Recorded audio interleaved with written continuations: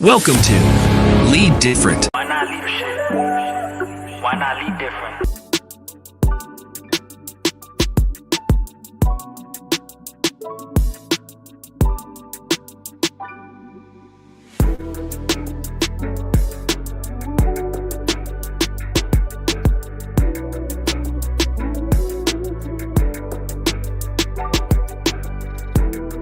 Welcome to Lead Different, podcast that redefines leadership and challenges the status quo.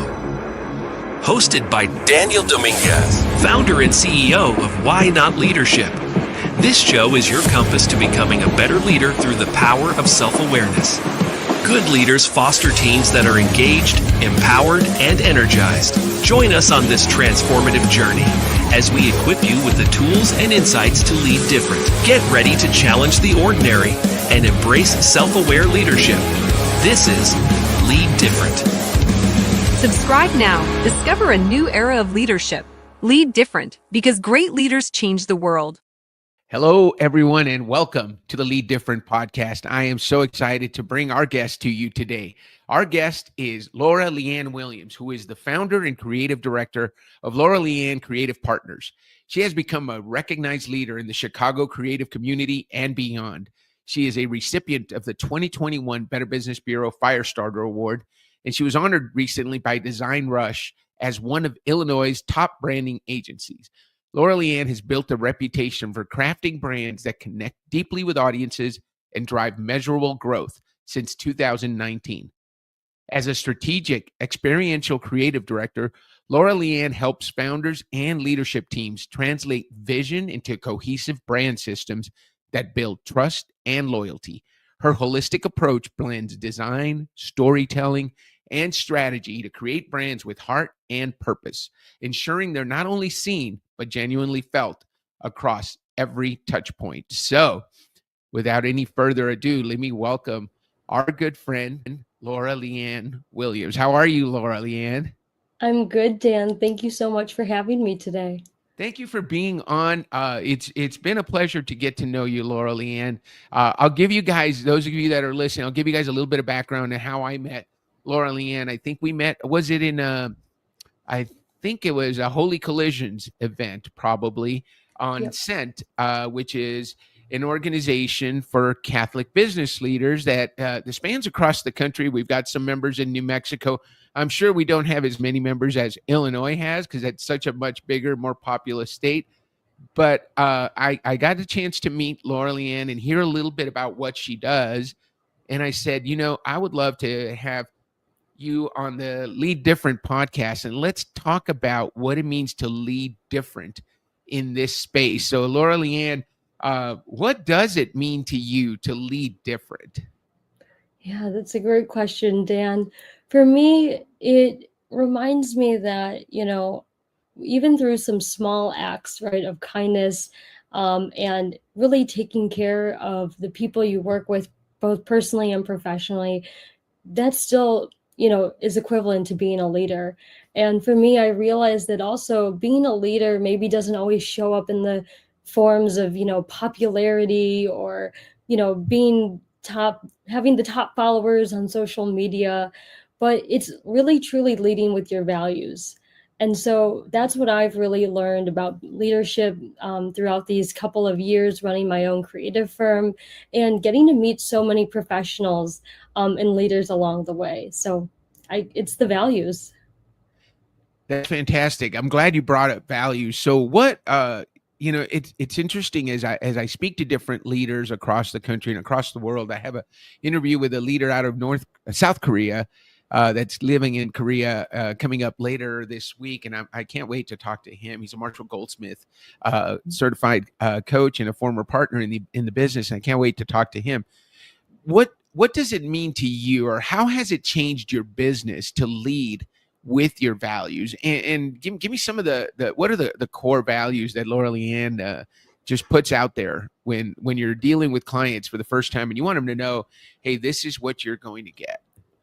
Absolutely. Yeah. For me, I'm, you know, number one, I'm looking for someone who's trustworthy, honest, right, and has that integrity.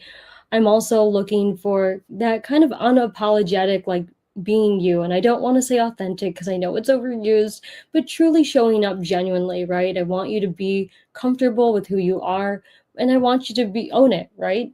And be comfortable in that way. And then, it would be great also if you had some type of faith. It doesn't have to be Catholic like myself by any means, but it is nice knowing and working with others who realize that there's a little more than just themselves, right? There's this higher being, and that we're all working and striving towards that in our own way. I like that. So what does that mean? So I love that you brought up the faith, because as we mentioned earlier, we met through a Catholic networking group. But what are the non-negotiables when it comes to faith? I have my own, but people know mine, and I'll probably put out a video on what mine are. But what are your non-negotiables when it comes to dealing with a person who is of a different faith or of no faith at all, or that shares your faith? Even those, I think sometimes we run into some different ideologies within our own faith, right? Yeah, I'm really glad you brought that up. I really like to focus on, first of all, always asking the other person, what are their thoughts? What are their views? And not that I'm trying to tailor my answer to make them super comfortable or anything and only, sway in the way that they want me to, but I want to give other people that option to have that say and declare, how they feel. It doesn't have to be anything politically related even, but just I want people to know that I'm first seeking to understand. I'm not going to hop in and immediately say what I am and what I do and how I feel. I want to hear from them first and then get a better understanding of where they're coming from. And then I want to give myself that chance to put my perspective, try to see it from their lens, right? Or put myself in their shoes. And then I'll open up and say, my experience and maybe why I sit on a certain side or lean a certain way, because I think that allows for an open dialogue. And it's not just here's what I think, here's what you think, but then you have almost kind of like storytelling. You just have a better understanding of where that person's genuinely coming from, right? Is it something that happened to them when they were younger that makes them, where they are today? We have so many different fragments and pieces of our story that I think, right, it's hard to get all of that in one sitting and to understand, well, that's why they lean this way. So right. For me, I guess I'm seeking to understand first. I really like that approach. I've been in sales my entire career, led sales organization at a really high level. And I have always found that my best salespeople asked a lot of questions. They didn't answer a lot of questions. They asked a lot of questions, and then they listened and took notes, and were able to craft their sales presentation to the client's needs, because the more you listen, the more the client will tell you what they need.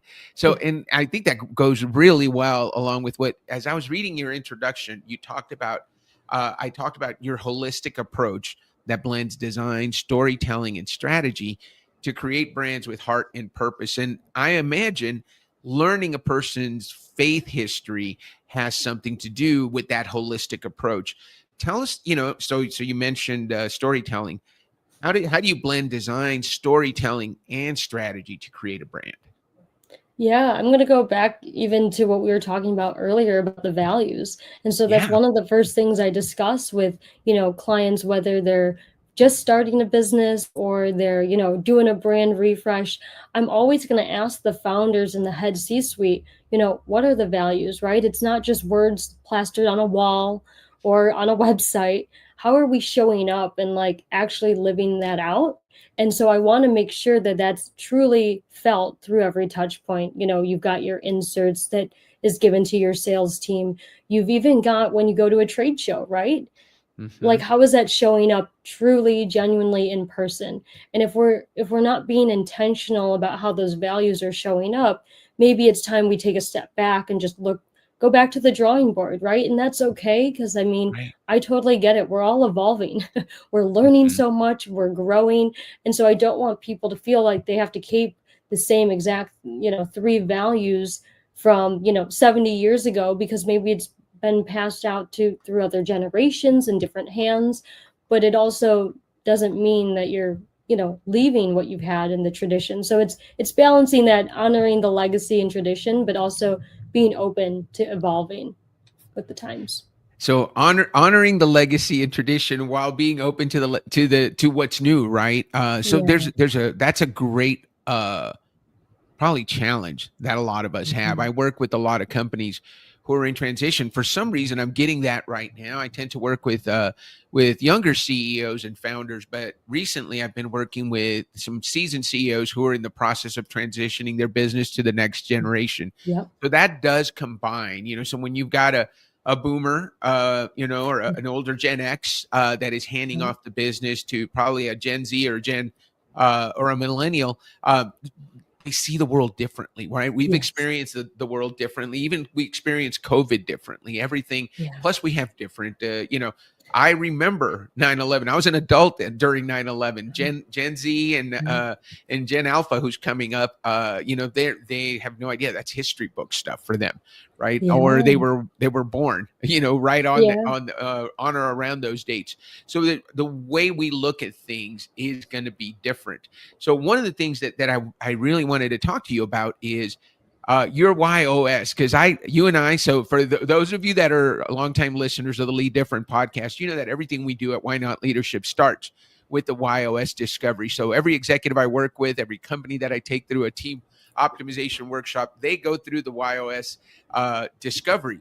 Yours came back, Laura, and this is fantastic for what you do, for being a creative. I think it's such a gift. So your why came back as right way. Your how came back as make sense, and your what is trust. And it's so interesting because as I asked you about the values, you talked about trust, being authentic, and then faith. The right way didn't really come out there, but definitely the trust comes out there. Being authentic, I think you can't trust people if they're not authentic, and you have to be yourself. How did that feel to you? We went through, I know we sent you the assessment, and then we went through a coaching session with you to go through your results. How did it feel initially, and how does it feel now that you've sat with it for a while? Yeah, no, it felt really good. I wasn't shocked by my results. I knew I was definitely a right way person. I like having procedures. I like having steps. I like knowing that I am going in the right order, because to me that almost connects back to, right, the building trust. And Right, I'm also leveraging, right, too, that it's got to make sense. So for right, me, if I don't have the process and the steps, I want to make sure that my clients fully understand we're doing it this way, but that's going to lead to those results that you want. And when you're right, consistent about actually being intentional or following the flow or the steps, that's leading to those results that you want. So I see how they're all intertwined and connected, and they work together. And now, having sat down with it for a couple of weeks since we've done that, I see how I definitely fit in those three categories, even more so. And it makes sense, and I like it. I'm fully embracing it. I love that. One of the things that clients might hesitate, and it's always, depending on what industry you're in. You've done work in medical, you've done work in the hospitality industry. I know if I'm a business owner and I'm turning over my branding to someone, and that when you get these creatives, they're going to come in and they're going to throw stuff at you. You don't know what's coming, right? Because they're going to be a lot more creative than we are. That's why we're hiring them. But to have somebody who's a creative person, who runs a creative agency and helps us develop brands, who's going to come in with a system and a process, who's going to help us understand it by helping us make sense of it, and who is ultimately going to deliver a result we can trust, that's a different approach. And I love that as for me, coming in, I like, and I'm a challenger. Those of you who listen to the podcast, so I'm an out of the box, don't follow the rules kind of thinker. And so I am that guy that you watch out for, because who knows what will come out of my mouth or what I will actually put out. But having someone like you, Laura Leanne, who is very structured, is going to give us a system and a process and take us through it in an ordered manner, is almost calming to me as Yeah. the CEO founder looking for that rebrand. And I am so much looking forward to partnering with you. And I know I have a few clients that I want to send your way. They're in different Mhm. stages in their development, but as soon as they're ready, we're going to send them your way. And that's exactly how I think I will present you. It's she is going to do things the right way. She's going to take you through a process and a system that's guaranteed to give you good results, or not. We don't always say guarantee, but that's proven to give you results, right? It's been proven in the past. So we think you're going to get good results. She's going to help you a bit, right? It's not going to be something that you're going to be confused about. And she's going to build trust with you so that you feel comfortable with the brand that Laura Leanne Creative Partners is going to create for you. Is it okay if I introduce you that way? Yeah, no, that's great, Dan. And I was going to say too, you're also a part of that story as well, because in that process, I want to be able to send people to you to get their YOS done. Right. And because I want them to realize I have structure, I have ways of doing things, but I know sometimes it means maybe you don't start with me. And I'm very honest with people. Maybe, you know what, we're going to take a sidestep and you're going to get this done, because it's actually going to lead to something even better when you do come to me, right? And again, I'm going back to my right way and having systems. But as much as I'm a creative, I definitely am a nerd when it comes to the operations, because I love building creative systems. And it doesn't have to sound so, you know, oh, she's just a unique creative who's really out there. I love doing both. And I think there is that kind of harmony that you need to have. And that's what makes us different at Laura Leanne Creative Partners. We're really harmonizing what do you need, but we're balancing out, okay, sometimes it's a little more creative and it's structure, but we're going to give you both either way, because they can't work without each other. It can't be siloed. You know, as you brought that up, there's a side of you that probably people wouldn't expect, because you're a right way person, and we don't normally expect this. One of the things one of my coaches and mentors talks about is right way people do things the right way. They're always, you know, very, very systems oriented, but every once in a while they do something crazy. They need that outlet, right? Well, one of the things that you've done that's really interesting that I'd love for you to share with our audience is you're a digital nomad. You and your husband travel. Tell us about what made you choose that lifestyle. You left the Windy City, and are you in an RV, or do you guys rent an Airbnb? How is it that you're dealing with this digital nomad lifestyle that you guys have chosen? That's a great question. So yeah, we kicked off our journey just over a year ago, and we actually kicked it off with the Ascent Ventures conference last year. So, you know, it was really kind of funny. It felt like, in a way, it was our weird little digital nomad pilgrimage, really just getting into minimalism and simplifying. My husband and I both run our own companies, and we said, you know, we do everything remote and digital, you know, but we also realized, Dan, that, you know, when you do the same thing over and over again, that kind of consistency or being comfortable kind of leads to complacency. And if we're not doing something different, are we growing? Are we learning? And I think Dirk and I, my husband, we just needed to kind of exercise, we say, different muscles of that. So we got rid of everything. We had an 1,800 square foot townhome, and we sold everything. And now we put everything into a small 80 square foot storage unit, memory items only, no furniture.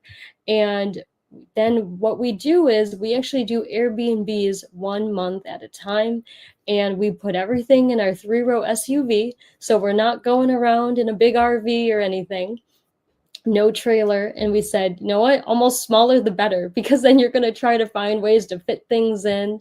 But for us, it was just, we needed something different. And our dog Boomer came along with us because he's part of the family. Yeah. So Boomer, what kind of dog is Boomer? We got to hear about Boomer. Oh yeah, Boomer is a small Woodle. So it's a Wheaton Terrier Poodle. So they call him a Woodle. A Woodle, nice. I love how people you could probably get in trouble with some of these dog names if you mix them up wrong, right? So that's a Woodle, I love terriers. We have a terrier. We had one time had four dogs in our house, ranging all the way from a Great Pyrenees all the way down to a small black terrier with a cattle dog and a golden retriever in between. Wow. And unfortunately they've gotten old, and so we're down to one dog, and I kind of like having the one little dog, but we're definitely non-minimalist, Laura. Yeah. Laura Leanne, when and your husband come through Albuquerque, you'll have to see that. We'll have to find you a good deal on an Airbnb so you can come and Okay. do the tour of Albuquerque. You're in New York right now, right? We're in upstate New York, but we're definitely coming back to you in Albuquerque because we did last year the hot air balloon fiesta. And that Yes. was just one of those magical places. We both saw it in photos and we're like, that's on the bucket list. And I think that's what's so beautiful too about the Nomad. It's not just simplifying, it's not just decluttering, but it's also a mindset shift, right? Yeah. And it also allowed us, we kept saying, as a husband and wife, we're like, there's those things you want to snowboard in Colorado. My husband never did that, and he's an avid snowboarder. It was all those things, and we're like, oh my gosh, we still haven't done anything. And so Right. that gave us the opportunity as a couple to grow in our faith, to grow in our relationship with each other. And I think we just put so much into our businesses like every other person does. And we know it's, blood, sweat, and tears. But we said, we got to learn to also, live a little bit. Right. And so, but Albuquerque was amazing. So we'll definitely be going back. We said it was like being in a Microsoft screensaver. The hot air balloons are rising up next to you. You can hear the fans, smell the Right. flame, and they're just rising up. And you're so excited to get up at 4 a.m. to see this, Yeah, it's amazing. pretty cool. We are there every year. My daughter, Yeah. our youngest daughter, who is 13, has been there for. She's just turned 14, so she's been there Oh. every year, including the year right before she was born. She was born on October 30th, so Oh. she went in the womb, in the between the first and second weekend of October. So she claims that she's been there 16 years, even though she's only 15. Yeah. I love that the way you guys have found a down. I'm reading a book and I'm sharing it with everybody. Matthew Kelly, Slowing Down to the Speed of Joy. One of my office mates here gave that to me and I read through it. Now I'm giving it out to everybody I can. I bought 10 copies and I'm probably going to have to order another 10 copies, but that's a lot of it. Towards the end, he talks about essentialism. What do you really Yeah. need? How much is enough? And he tells the story of a millionaire author. He's at a mixer, right? And he's made millions from his book, and a multi-billionaire comes in, and his host says, that guy made more money selling one company than you made on all the books you've ever sold. And the author says, yes, but I have one thing he doesn't. And the guy says, oh yeah, what is that? And he says, enough. And I love the concept of enough because I think as driven entrepreneurs, as people who are trying to make our mark in the world and make a difference, there's also a part of you that has to say, okay, what's enough? And I think now tell me your husband's name again, Laura Leanne. Yeah, Dirk. DIRK. All right, you and Dirk had kind of figured out what's essential, right? What is it? Yes. What are the essential things that you need? And you find that you don't, the less you have, the less you worry. What's one lesson you've learned from your nomad lifestyle that you would share with somebody who's thinking of doing it? What's one thing they can do to get prepared? That's such a hard question. You don't know how many people, Dan, have been sent to us just to almost interview us just for that, because they're like, I've heard about it, I've read about it, but I don't know. And do I make the jump? And what happens? And they're like, I've never met anyone that like actually has done it. Like you read about it in blogs and YouTube channels. But the first thing I say to people, I guess one of my top, kind of tips would be, it's just when you're removing everything from your home physically, you start doing that mentally. And it feels so refreshing because you have to almost take an inventory of everything you've owned, because you have to clean out the house. You can't leave anything there. But it makes you want to translate that to what you do mentally, even how you're showing up personally and professionally in work. Do I really need this many options of shirts? Do I really need this many options of platters? And you're talking to someone who's hosted a lot of parties. Dirk and I were the hospitality power couple. I don't know, we were given that name from our friends. We were the ones that did the game nights, the dinners, parties, all of that. And we did all the Christmas parties and stuff. So it was really hard because we also felt like, are we losing that identity of kind of our label of, but you know what? We said, wait, you could still be hospitable on the road, right? So we Right. do that now, and we actually host our friends, and they'll come out to us if we have an Airbnb with an extra room. People have come out and visit us in Colorado, and we did snowboarding with friends. And now we're really looking at how it's so nice, like the dynamic changes, right? We always used to do dinners in Chicago or whatnot, and now we see our friends out on the road. And we actually leveraged our Botanic Gardens membership, and I learned there's reciprocal borrowing to like 300 other locations. So it made us too, Dan, think outside of the box. It's really cool in different ways. I love that a right way person is talking about stepping out of the box. It's so cool that you did that. I think the biggest thing that you're sharing, and I think it's very important, is courage. You just have to find just you and Dirk Yeah. finally said, you know what, we're going to do it. And Yeah. and then you have the other thing we talked about. I think you have to have faith that things will work out, right? And they may not work out exactly the way you want, but they're going to work out, and the right thing is going to happen, or the outcome that's supposed to happen will happen. But you believed in it, and then you went all in, and then you went ahead and did it. So Yeah. so congratulations to both you Thank and Dirk you. for going all in on that. I think it's fantastic. Let's talk about you a little bit more, because I want to hear, Sure. as we started the show, we talk about how we lead different. So what's different about you today? How is your leadership look different today than it was even 5 years ago? What have you learned in the last 5 years? And it's been a pretty interesting 5 years. Let's include COVID in that. So how are you Right. different today than you were 5 years ago? Yeah, well, I think it's also really unique because, Dan, I started my company in May of 2019, and I didn't obviously know what was around the corner. So, in the same year of 2019, I'm planning our wedding. We got married in the fall in September of 2019, but I also ran a business. And so, all of those things combined, plus, yes, the pandemic was around the corner. I think it's funny, like, Dirk and I don't even really know what would be different in our businesses because we never really had the chance. It went pretty quickly into a pandemic. Things got just very different, right? But kind of, leading into that, I think leadership for me, it really grew because I was a solopreneur. I also wanted to prove it to myself that it was work. And then I actually ended up hiring my husband, Dirk, about 2.5 years in. So that was leadership in various ways when you're looking at it as a professional business owner, but then you're also truly bringing in your personal life when you're hiring your spouse. That's a whole nother unique moment.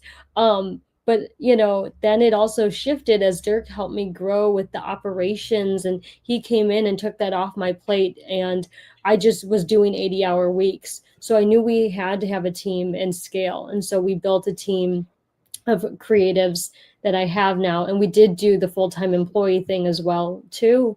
So I had to step up and be a leader in that way. And it kept growing. And it was interesting kind of watching the steps as I kind of climbed up. And then I'm at this point now that I have a great team, and Dirk now runs his own company with Telltale's operations, doing literally what he did for me, but now for other businesses and running their operations, everything from ops across all of those different departments. But I'm glad that he can give his God-given talents now to someone else. So I think it's unique to watch my leadership start from just being a leader for myself and Right. almost for my clients. And now it's translated into having full-time employees, but now I'm down to just, I have all 1099 contractors because I wanted it to be flexible. I wanted actually it to evolve.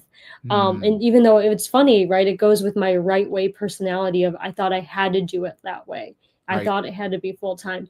Oh no, it doesn't have to be. And I like pairing, my designers, creativity with the right accounts. And I want everyone to feel like it's a win-win on both sides. And that, that's being open to that and flexible.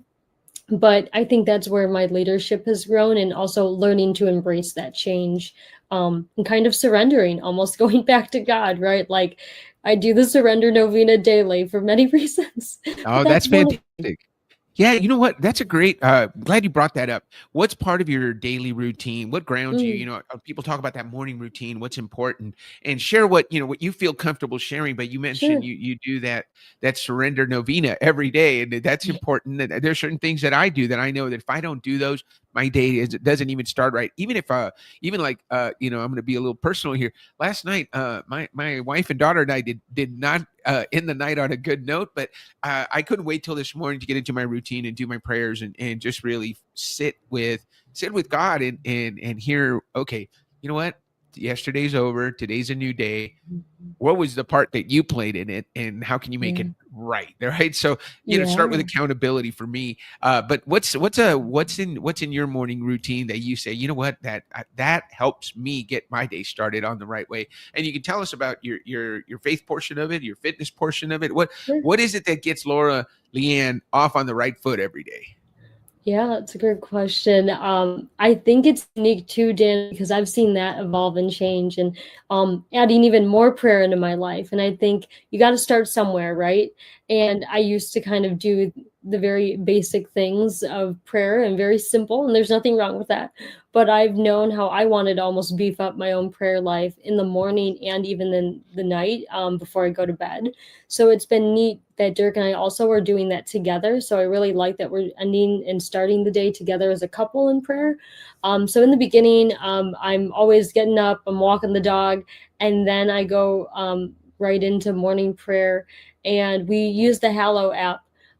So that's been super helpful because, again, going back to right way, I like to have my process, and you can set your routine and everything, Dan, and it times it out.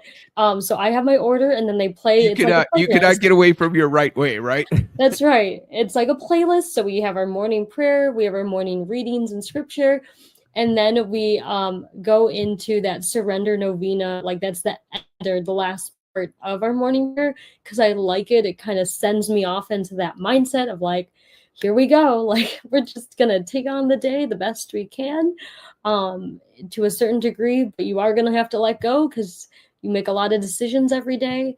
And then for the end at night, before we go to bed, my husband and I, we've been doing the rosary together every night.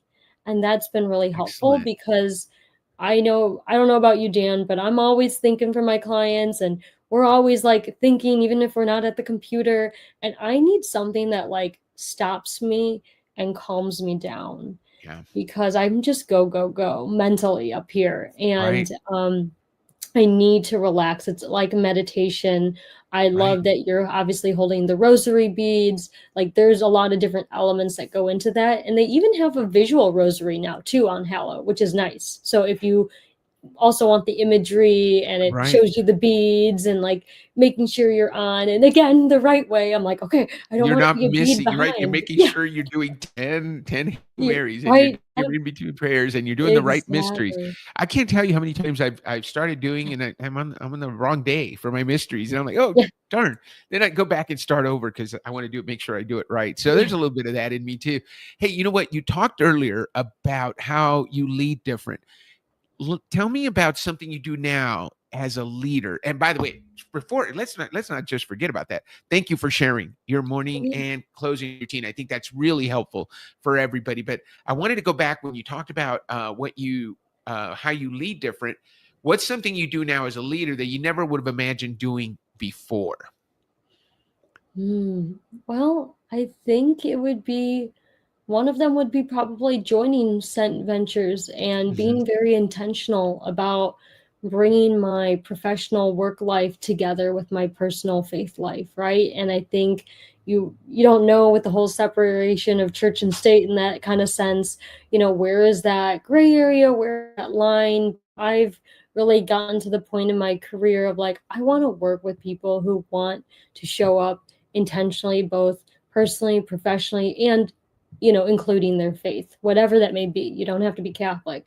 But I really like that. And for me, I think that was also almost taking that leap of faith because I think for me, I was a little nervous. Am I allowed to declare that? Am I allowed to join groups like that? Is that setting me apart in a bad way? Right. And so all of those thoughts get rushed through at least my head. Right. I've just embraced it because when you're new in the beginning, you want to prove yourself, and you're just trying to get someone to believe in you. And it's almost scary to like say everything that you represent and stand for. But when you've had a couple of years under your belt, and we're going on over 6 years, it feels really nice to be able to take leadership again at a different level. It's just different. You know so much more than you did the year before. And when you look at all those 6 years, it's like, I'm allowed to step into this, and okay. And it led me to meeting people like you, Dan. Like, there's all these good things, but it does happen, right, in good time. So as much as I feel guilty, why didn't I join sooner? Part of me is also like, well, you know what? God had a plan. I just didn't know it. And I'm, again, here to surrender and embrace it. But I shouldn't feel guilty about, oh, why didn't I do it sooner? Yeah, no, that's, one of the things that's fantastic. That's a great answer. I really appreciate hearing that. And one of the things we talk about at Why Not Leadership, and when I'm working with clients, we're working on messaging, even with you, when we're going through your YOS, the fact that you're going to bring systems and processes, you're going to help make sense of things, and you're going to build trust. One of the things I tell people all the time, when you tell people what you believe, you're going to attract people who believe what you believe.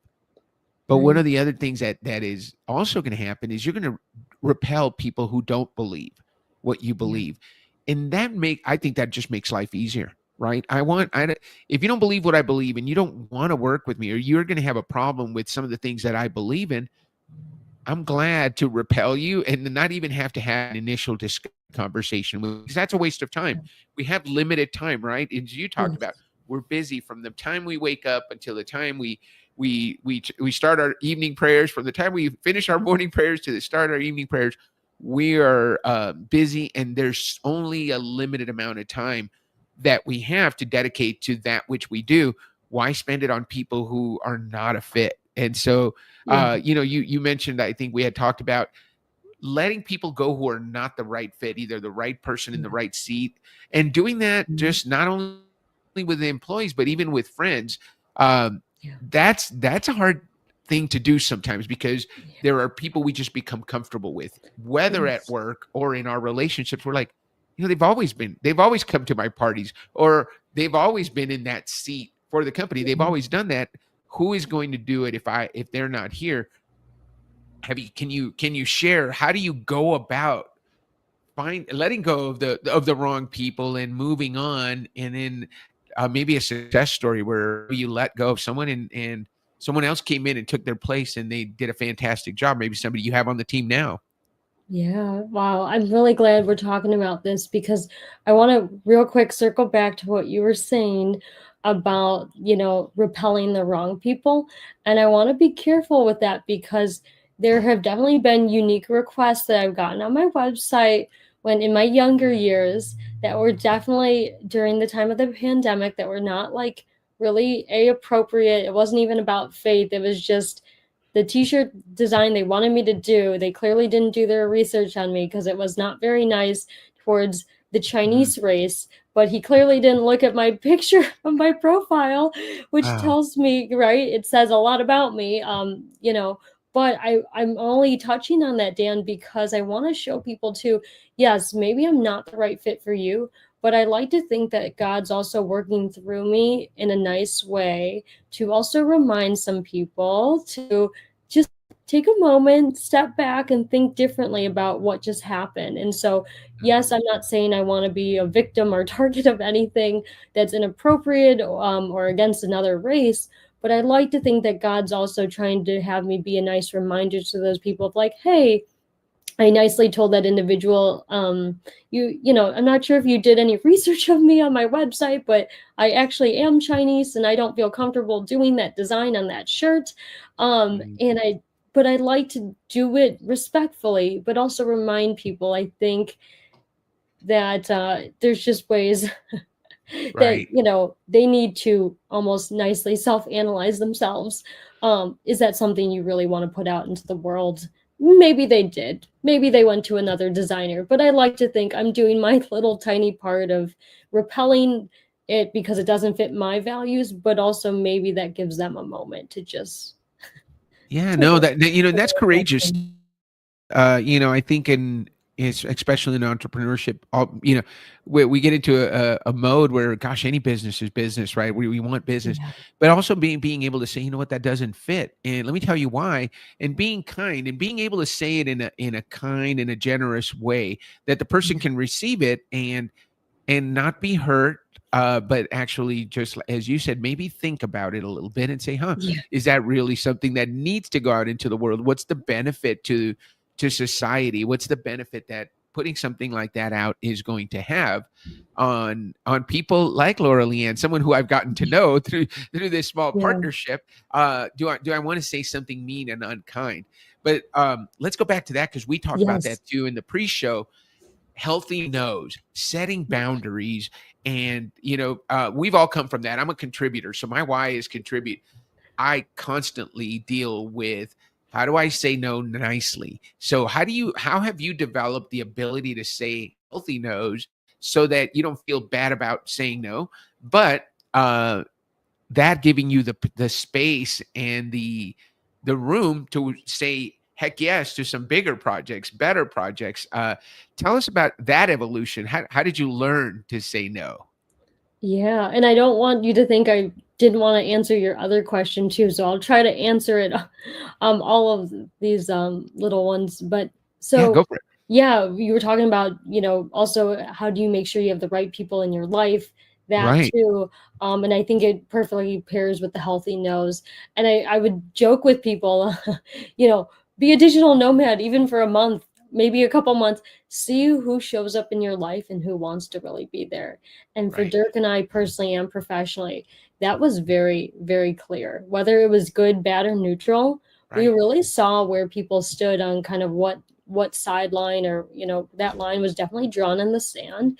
There were definitely some people who really disappointed us, and there's definitely some people who really just outshined, and like, wow, we didn't even know that our relationship was at that level.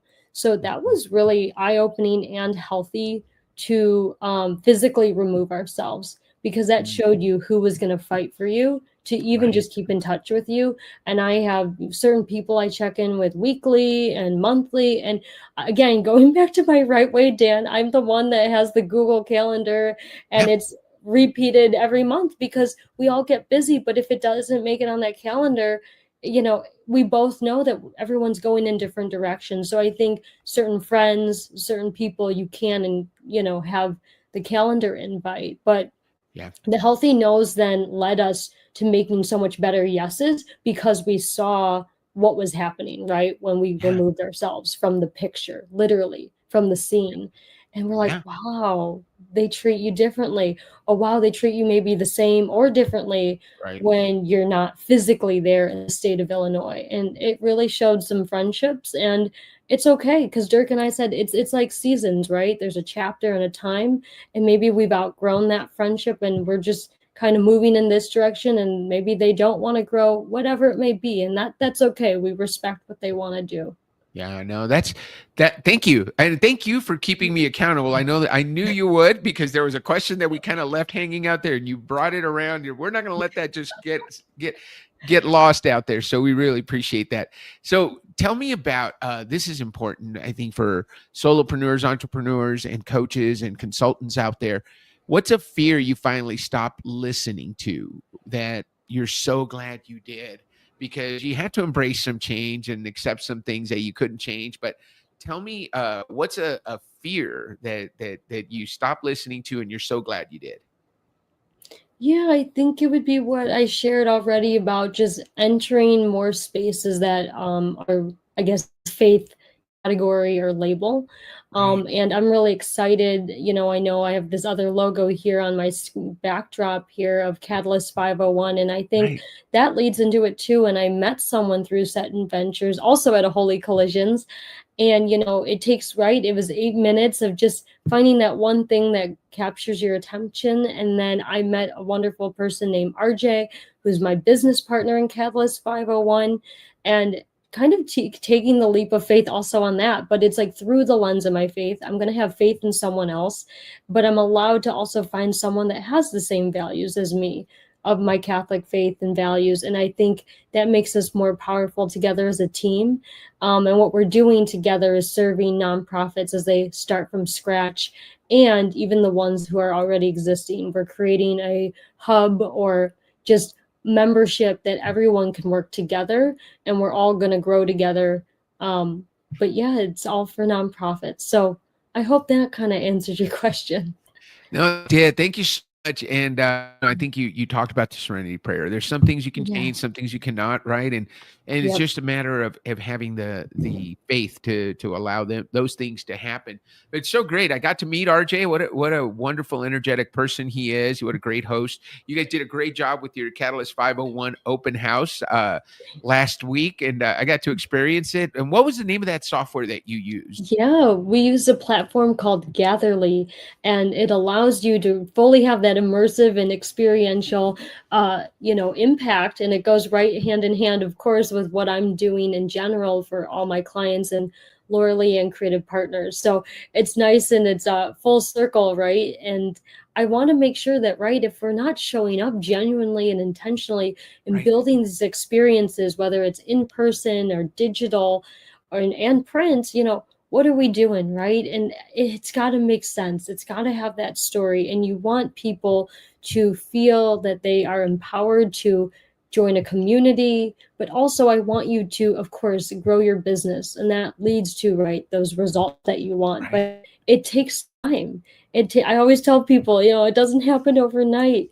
It takes time to build something really good. Right. But that's it's fantastic. Worth it. Well, 𝘠𝘪 Leanne, it's been a pleasure to have you on. Guys, if you're listening and you are getting value, and I know I got a ton of value, I've got a page full of notes for my conversation here with 𝘠𝘪 Leanne. If you're interested in connecting with 𝘠𝘪 Leanne, we're going to put her links to all of her social media plus to her website in the show notes. But here's one thing I want you to do. Make sure you subscribe. Make sure you comment. Let us know what you got out of the interview. If you have a question for 𝘠𝘪 Leanne, put it in the comments. We'll make sure I will track her down and make sure we get an answer for you. If you have a question for Why Not Leadership and the Lead Different podcast, put it in there. Share this podcast with your friends. That's the best way that you can help us get the word out about 𝘠𝘪 Leanne Creative Partners, about Why Not Leadership, and about leading different, which is so important in today's age when we've got 5 different generations in the workforce. We've got so many different opportunities. I think leading different is going to be the key to being a better leader in 2025 and beyond. 𝘠𝘪 Leanne, thank you for being a different leader, and thank you for being on the show. What do you say we end the show on that note? Why not? Thank you so much, 𝘠𝘪 Leanne, and we will see you all back on another episode of the Lead Different podcast. Have a great rest of your week. This is Lead Different. Subscribe now. Discover a new era of leadership. Lead different because great leaders change the world.